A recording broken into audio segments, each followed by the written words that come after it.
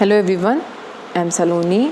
Mathematics by Saloni में आप सबका स्वागत है। मैथमेटिक्स के साथ साइंस की सीरीज़ भी स्टार्ट हो चुकी है, यानी कि इसका पार्ट 1 में आपको करा चुकी हूँ। ठीक है, पार्ट 1 में मैंने आपको सारे परमाणु और अणु के बारे में बताया था एंड इसमें द्रव्यमान संरक्षण एवं स्थिर अनुपात के नियम के बारे में बता चुकी हूँ। अगर आपने पहले वो वीडियो नहीं देखी तो जल्दी से उस वीडियो को देख लीजिए। This is very most important video for your exams and KPS NBS DSS because वहाँ पे सभी NCERT आती है। NCERT को समझना बहुत ज़्यादा ज़रूरी है। ठीक है, तो इसलिए मैंने आपको बताया था कि अणु क्या होते हैं। जो परमाणु से मिलकर बने होते हैं वो हमारे क्या कहलाते हैं, अणु कहलाते हैं। यानी कि सामान्यतः अणु एक ऐसे छोटे छोटे अणु दो या दो से अधिक परमाणुओं का समूह होते हैं जो अणु कहलाते हैं। और इसमें क्या होता है, आपस में क्या होता है, केमिकल बॉन्डिंग होती है, यानी कि रासायनिक बंध से वो जुड़े रहते हैं।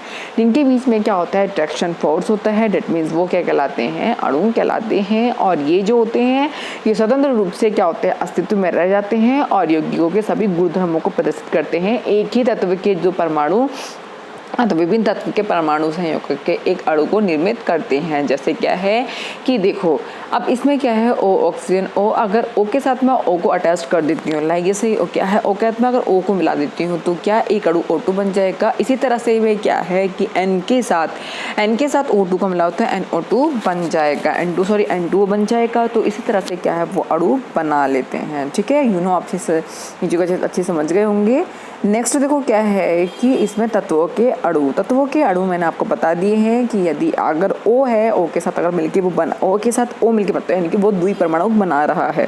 ठीक है, इसके बाद क्या है, 3 ऑक्सीजन क्या है, परस्पर क्या है, वो संयोग कर लेते हैं। अगर O के साथ एक और मिलता है तो वो O3 बनाता है, यानी कि वो ओजोन बना लेता है। ठीक है, इसी तरह क्या है, देखो अधातु, इसमें क्या है, तत्वों के परमाणुकता क्या है, परमाणुकता मतलब क्या है कि संरचना में प्रयुक्त होने वाले परमाणु की जो जैसा कोई भी संरचना है, ठीक है, उसमें अगर प्रयुक्त होने वाले परमाणु की संरचना ही अणु की परमाणुकता कहलाती है। यानी कि O2 की परमाणुकता क्या होगी, 2 होगी। अगर में लिखा हुआ है यानी कि O2, तो इसकी अणु परमाणुकता क्या होगी, 2। यानी कि इसमें क्या है, परमाणु की संख्या जो यूज हो रही है वो कितनी यूज हो रही है, 2। ओके, नेक्स्ट करते हैं। अब देखो कुछ तत्व की परमाणु तो बताई गई, इसमें तत्वों के प्रकार अधातु, यानी अधातु देखो हमारी कौन सी है, organ, helium, oxygen, hydrogen, nitrogen, chlorine, phosphorus and sulphur. ठीक है, ये क्या हमारे सारे एलिमेंट्स हैं। एंड ये ऑक्सीजन हमारा क्या होता है, एक परमाणु। क्लोरीन देखो क्या है, कभी आपने सुना होगा, क्लोरीन Cl2 यानी BCl2 MgCl2 से बनाते हैं। यानी कि ये क्या है कि देखो एक द्वि परमाणु है, यानी कि फास्फोरस P4 आपने सुना होगा, तो P4 डेट मीन्स क्या है, एक चतुर परमाणु है। सल्फर यानी कि बहु परमाणु। ठीक है, इसी तरह से क्या है, हम धातु की भी देख लेते हैं। धातु हमारा क्या है, सोडियम क्या है, देखो कभी आपने ये नहीं सुना होगा ना, N2 मिलके कभी N2 बना Na2 बनाते हैं। ऐसा आपने कभी सुना है कि ये आपने नहीं सुना होगा ना, इस टाइप से N2 मतलब बनाते नहीं है, मतलब एग्जाम्स, यानी कि एक यौगिक में आप देख सकते हो, लेकिन वैसे ये नहीं बनाते हैं। ठीक है, लेकिन O2 बना लेते हैं ना। तो इसी तरह से क्या है कि ये एक परमाणु है एंड ये iron, aluminium and copper, this is एक परमाणु है। ठीक है, अब क्या है, यौगिकों के अणु के बारे में पढ़ते हैं। विभिन्न तत्वों के परमाणु एक निश्चित अनुपात में परस्पर जुड़ के यौगिकों के अणु क्या है कि निर्मित बनाते हैं। ऐसा कुछ उदाहरण दिए गए हैं। जैसे क्या है, यौगिक क्या है, देखो जल। अब इसमें क्या है, संयुक्त तत्व में अब देखो जो जल है यानी कि H2O, तो इसमें कौन कौन से एलिमेंट्स यूज हो रहे हैं, यानी कि हाइड्रोजन एंड ऑक्सीजन, दो यूज हो रहे हैं।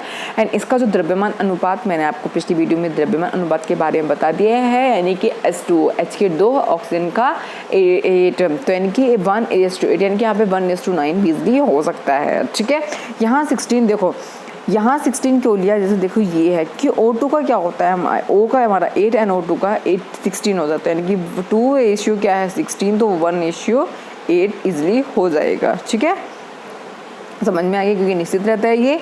अमोनिया कार्बन डाइऑक्साइड, यानी इसका 3:8, इस तरह से हमने ये पढ़ लिया। नेक्स्ट, अब देखो इसमें क्या है कि अब इसमें देखो आयन, अब नेक्स्ट टॉपिक पढ़ते हैं इसमें, आयन क्या होता है। ठीक है, अब यहाँ देखो सरल अनुपात, यहाँ पे H2O का मतलब देखो, यहाँ H के 2 O के मतलब क्या बता रखा है इसमें, देखो अगर इसमें क्या है कि द्रव्यानुपात 1 है, ये ऑक्सीजन का यहाँ 8 है, तो ये 16 हुआ। अगर मैं 1:1 से करूँगी तो 8/16, बिकॉज देखो क्या है कि इसमें द्रव्यानुपात और परमाणु अनुपात को क्या डिवाइड किया गया है। तो अगर ये 1:2 है तो ये 2 ऊपर जाएगा तो 2:1 इजली आ जाएगा ना। इस तरह से आपको चीज़ें याद रखनी है, ठीक है। अब के देखो आयन, तो यानी कि इसके अनुपात को हम क्या लिख सकते हैं, यानी कि जल के अणु में प्रयुक्त परमाणु की संख्या का जो अनुपात होगा वो 2:1 होगा। ध्यान में रखना है ये 2:1, ठीक है। नेक्स्ट करते हैं, आयन क्या होता है। धातु एवं अधातु यौगिक आवेशित कणों से बने होते हैं। इन आवेशित कणों को क्या है, आयन कहते हैं। जो आवेशित कण होते हैं उनको आयन कहते हैं। अब क्या देखो, धातु और अधातु यौगिक, अधातु और धातु यौगिक आवेशित कणों से बने होते हैं। आवेशित कण मतलब इसमें आवेश होते हैं, चार्जेस होते हैं, ठीक है। इन आवेशित कणों को कहते हैं आयन कहते हैं। आयन एक आवेशित परमाणु अथवा परमाणु का ऐसा समूह है जिस पर जो नेट आवेश विद्यमान होते हैं। नेट आवेश मतलब, अब देखो नेट आवेश का मतलब क्या होता है कि इसमें जो भी जो यानी कि पॉजिटिव निगेटिव चार्ज क्या इक्वल होते हैं, ठीक है। इसका जो नेट यानी कि 0। किसी चीज़ में क्या होता है नेट आवेश कि जितना उसमें पैकेट वगैरह का सबका जो चीज़ के अंदर होती है, ठीक है। जैसे कोई पैकेट वगैरह में कोई चीज़ है तो अंदर होती है, उसका नेट आवेश हो जाता है। तो इस तरह से क्या है, यहाँ पे इसका नेट आवेश विद्यमान होता है। यह है ऋणावेश और तथा धनावेश। यह ऋणावेश तथा धनावेश, धनावेश और मतलब इसमें क्या होता है, ऋणावेश धनावेश होते हैं। ऋणावेश आवेशित आयन को ऋणायन कहते हैं और धनावेशित आयन को धनायन कहते हैं, ठीक है। उदाहरण के लिए क्या है कि सोडियम क्लोराइड NaCl क्या है, देखो यहाँ पे N पे प्लस होता है और Cl पे भी क्या होता है, NaCl, ठीक है। तो NaCl से धनात्मक sodium Na+ chloride NCl negative संगठक कण के रूप में विद्यमान रहता है, ठीक। परमाणुओं की जो